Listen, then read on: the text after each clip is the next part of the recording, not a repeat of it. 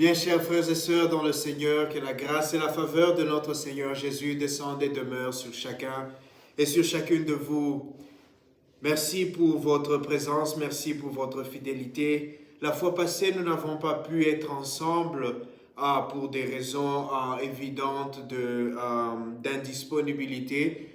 Mais aujourd'hui, nous sommes là pour continuer cette œuvre, pour continuer à partager la parole de Dieu, pour continuer à nous nourrir ensemble de cette belle parole qui nous aide à affermir notre foi et à avancer dans la recherche du salut, à avancer dans la recherche de notre salut éternel. Je voudrais, avant de commencer mon homélie, vous dire merci pour votre présence, surtout pour les encouragements. Je reçois des messages lorsque je ne suis pas présent ou lorsqu'on sent qu'il y a quelque chose. Il y a toujours des personnes qui appellent ou qui écrivent ou qui envoient de messages pour dire « Père, est-ce que vous allez bien? Père, est-ce que la santé est bonne? » Merci beaucoup, que Dieu continue de vous garder, de vous bénir. Dimanche de l'ascension du Seigneur, le retour de Jésus vers le Père. Jésus qui est venu, qui a vécu au milieu des hommes et des femmes, qui a partagé notre condition en toutes choses, comme on le dit, excepté le péché. Voilà le moment. Ce moment est venu où Jésus doit retourner vers le Père. Ce moment est venu où Jésus, comme il avait dit aux disciples, il doit rentrer d'où il est venu.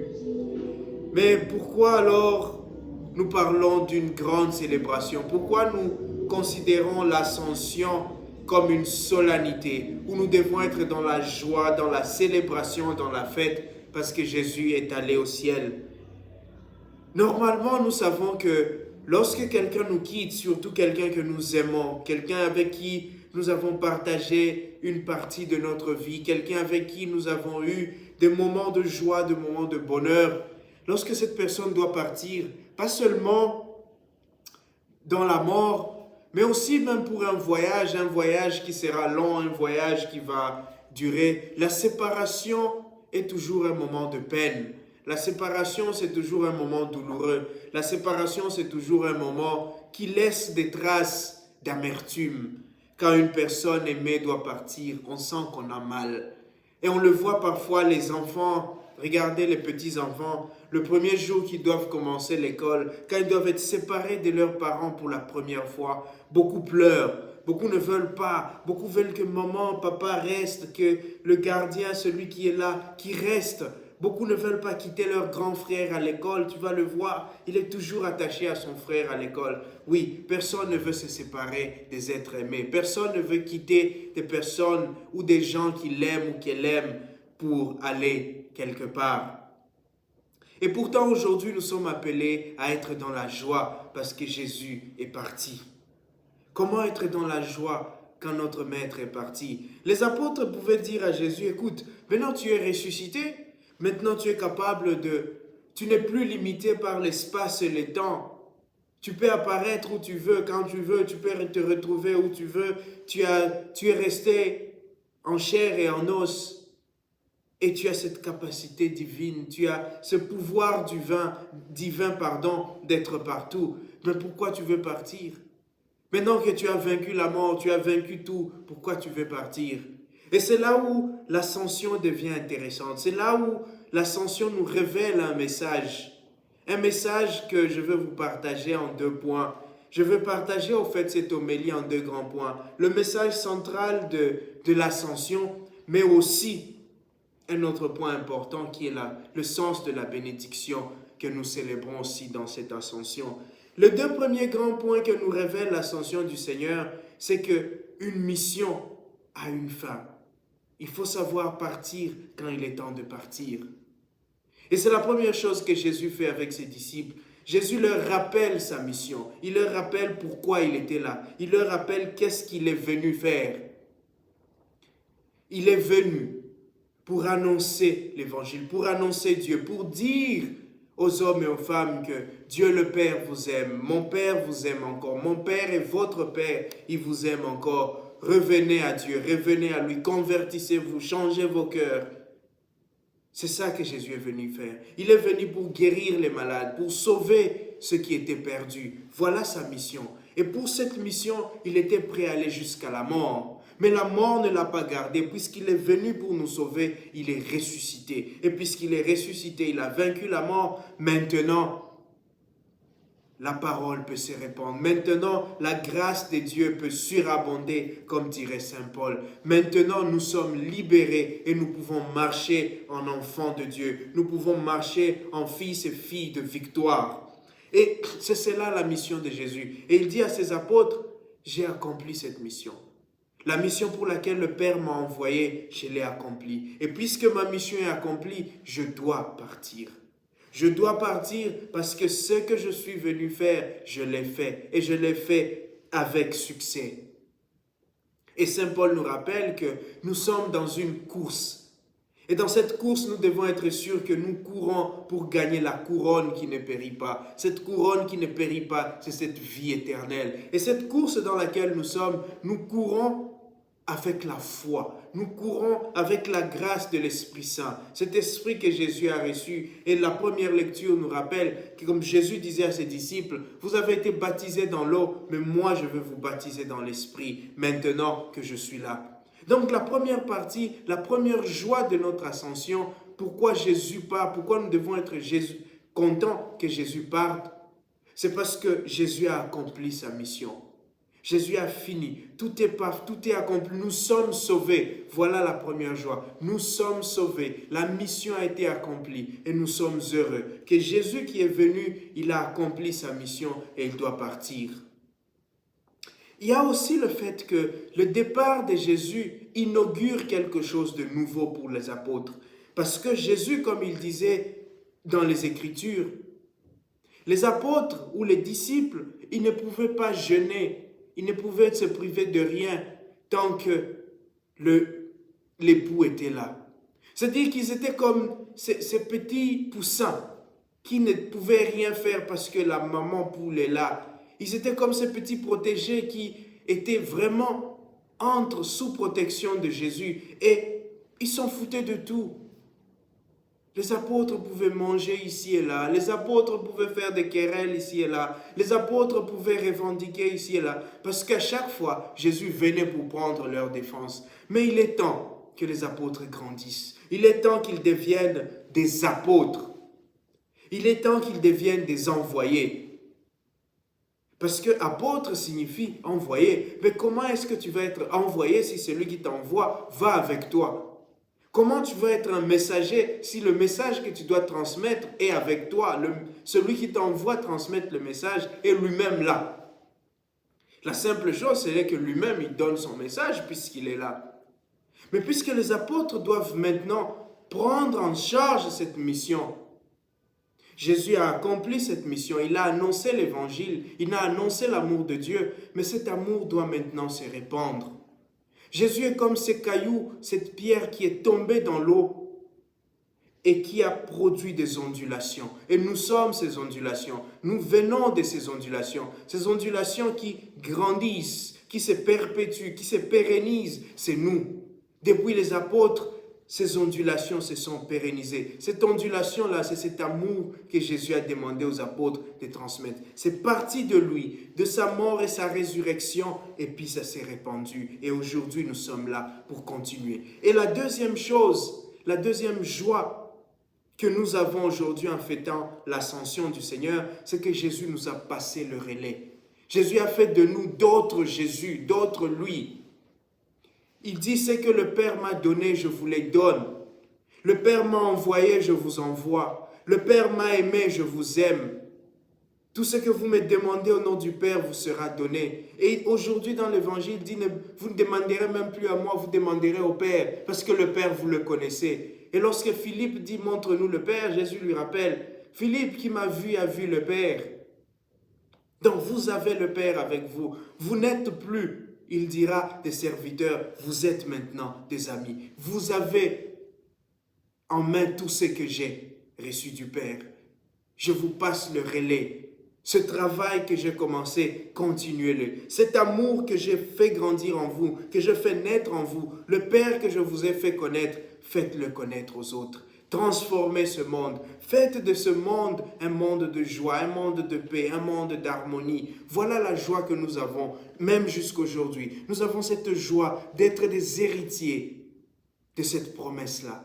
Nous avons cette joie d'être trouvés dignes de continuer cette œuvre-là, de continuer à répandre l'amour de Dieu, de continuer à annoncer le message. Ce qui ne se serait pas fait si Jésus était resté.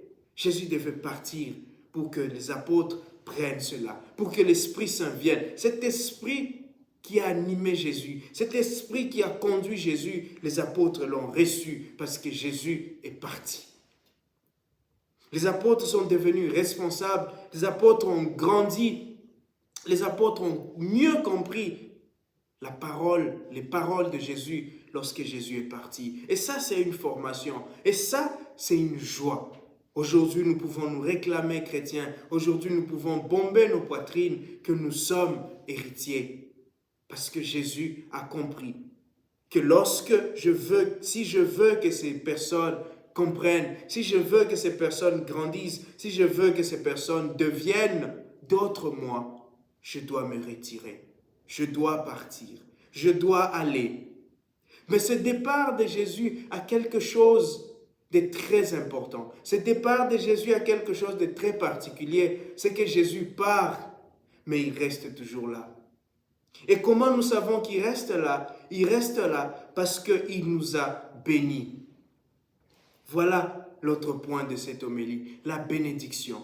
On nous dit que Jésus, lorsqu'il s'est levé au ciel, il bénissait ses apôtres. Il disait du bien de ses apôtres. Il disait du bien en faveur de ses apôtres. Et nous savons dans les autres évangiles, l'évangile de Saint Matthieu par exemple, lorsque Jésus part, il dit à ses apôtres, « Et voilà, je suis avec vous jusqu'à la fin du temps. » Et donc il y a cette joie de cette présence désormais infinie de Jésus, de cette présence désormais permanente de Jésus. Ils n'ont plus à se tracasser, ils n'ont plus à se tuer, à chercher Jésus. Jésus est là, il est présent. Chaque fois que nous bénissons, Jésus est là.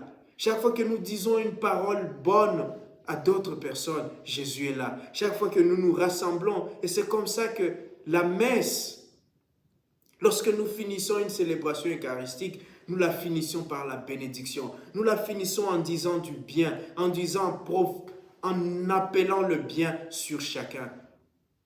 Que le Dieu Tout-Puissant vous bénisse. Que Dieu Tout-Puissant dise du bien pour vous. Que Dieu Tout-Puissant vous accorde ce qui est bien. Que Dieu Tout-Puissant vous donne ce qui est bien. Au nom du Père et du Fils et du Saint-Esprit. Voilà la manière dont nous quittons la maison de Dieu. Nous quittons la maison de Dieu avec cette espérance, parce que la bénédiction est source d'espérance. La bénédiction, comme on dit, fait naître et conserver l'espérance. Et l'espérance donne ou ravive notre foi, et la foi ouvre la porte à la charité. Voilà pourquoi aujourd'hui nous sommes appelés à bénir. Nous sommes appelés à dire une bénédiction sur les personnes, surtout lorsque nous nous séparons. Avant de dormir, chers parents, chers frères, chères sœurs, chers amis, nous vivons ensemble. Vous vivez ensemble avec d'autres personnes. Avant de dormir, dites une parole de bénédiction à votre enfant, à vos parents, à vos amis, à vos frères, à vos sœurs. Avant de vous séparer, dites une parole de bénédiction. Nous avons connu ici aux États-Unis il y a quelques jours des massacres. Un jeune homme qui est entré dans une école avec un fusil et qui a tiré sur à peu près 19 enfants, des enfants d'école primaire. Et j'imaginais en moi-même, si ce matin-là, certains des parents étaient fâchés contre un enfant parce que l'enfant n'avait pas pris ses chaussures à temps, ou son sac était perdu, et les parents étaient déjà en retard pour le boulot, et les parents ont parlé à l'enfant avec dureté, ils l'ont envoyé à l'école, ils lui ont dit, ce soir on va reparler de tout cela. Ou si ce matin-là, il y a 2 enseignants aussi qui sont décédés, la personne a quitté chez elle en train de se quereller avec son mari, en train de se quereller avec son épouse, et que ils se sont dit, le soir, on va en parler. Ne sachant pas qu'il n'y aura plus un soir. Ne sachant pas qu'ils ne se reverront plus. Que c'était la dernière journée qui se voyaient. Et comment ils se sont séparés? Sur des paroles peut-être méchantes, sur des paroles de désespoir, sur des paroles non pas d'enthousiasme. Et ces personnes-là vont porter cette culpabilité dans toute leur vie, vont porter cette image d'un enfant aigri, d'un enfant inconsolable, d'un enfant frustré en allant à l'école. Ils ne vont pas garder cette image d'un enfant qui souriait parce qu'il a reçu la bénédiction des parents. De cette femme, cet homme qui était bien au parti parce qu'il a reçu ma bénédiction. J'ai dit du bien pour lui. J'ai parlé en faveur de lui. J'ai prononcé des paroles de bénédiction. Même si vous êtes fâché contre une personne, quand vous vous séparez, au moins dites quelque chose de bien. Souhaitez à la personne du bonheur, souhaitez à la personne du bien, souhaitez à cette personne que les faveurs de l'Éternel soient sur elle. Parce que nous ne savons pas. Nous ne savons pas où est-ce que les personnes que nous rencontrons vont. Nous ne savons pas si nous verrons encore ces personnes. Et nous ne savons pas ce que nos paroles apportent comme bénédiction, apportent comme espérance, apportent comme foi et charité dans la vie de ces personnes. Une bénédiction, c'est une source d'espérance. Quand je me sens béni, je garde espoir que les bonnes choses vont m'arriver. Quand tu me bénis, je garde espoir que la vie va m'apporter, la vie me réserve quelque chose, que le Seigneur me réserve quelque chose. Et nous voyons dans l'Évangile aujourd'hui que lorsque Jésus s'en est allé, ce qu'ont fait les apôtres, c'est bénir. Ils étaient chaque jour dans le temple en train de bénir Dieu, en train de dire des paroles de bénédiction, parce qu'ils savaient que ces paroles de bénédiction font naître et conserver l'espérance. Ces paroles sont comme ce sel qui aide l'espérance à se conserver. Ces paroles ouvrent la foi, ouvrent à la charité. Et donc, frères et sœurs, aujourd'hui, c'est un appel. C'est un appel à tous les parents surtout. Bénissez vos enfants. Apprenez à bénir vos enfants avant qu'ils n'aillent à l'école, avant qu'ils n'aillent se coucher. Bénissez-le. Dites-leur une parole de bénédiction, une parole bonne. Apprenez à bénir votre mari, même si vous n'êtes pas en bon terme. Ne lui souhaitez jamais malheur. Vos confrères, vos consoeurs, parfois on ne s'entend pas en communauté. Mais chaque fois que tu te sépares d'un confrère, fais un effort. Dis une parole de bénédiction. Peut-être que dans ton cœur, tu n'y crois pas. Peut-être que dans ton cœur, tu es fâché. Mais ce que cette parole fait à cette personne, c'est le plus important. Que le Seigneur nous donne cette grâce, qu'il nous bénisse et qu'il nous aide à être des personnes de bénédiction, à être des personnes qui savent dire du bien des autres, à être des personnes qui savent donner l'espérance, qui savent apporter l'espérance à d'autres. Parce que, comme nous rappelle la deuxième lecture d'aujourd'hui, ce n'est que de cette manière-là que nous pouvons avancer comme enfants de Dieu. Ce n'est que de cette manière-là que nous pouvons rester unis à Jésus, qui désormais est avec nous, qui chaque jour nous bénit, qui depuis qu'il est monté en nous bénissant, il continue de nous bénir. Alors pourquoi ne pas nous bénir les uns les autres?